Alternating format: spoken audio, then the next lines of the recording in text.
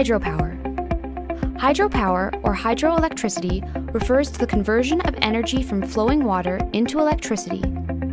It is considered a renewable energy source because the water cycle is constantly renewed by the sun. One of the first uses of hydroenergy was for mechanical milling, such as grinding grains. But today, modern hydro plants produce electricity using turbines and generators. The mechanical energy created by moving water spins rotors on a turbine. This turbine is connected to an electromagnetic generator which produces electricity when the turbine spins. There are two main types of hydroelectricity production: dams and run-of-river. Hydro dams utilize the potential energy from dammed water to produce electricity. A dam is a large barrier constructed to raise the level of water and control its flow.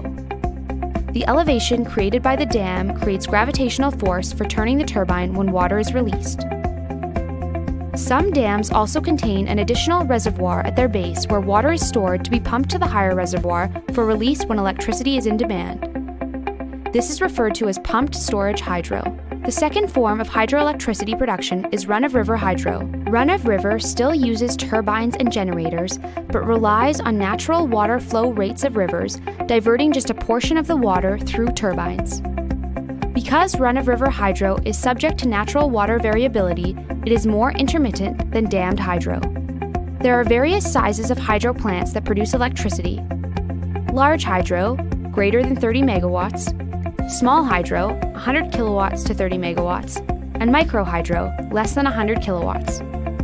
The Hoover Dam in the United States is a whopping 2,074 megawatts, which is enough to serve 1.3 million people. Of all renewable energy sources, hydropower holds the largest share of worldwide electricity production.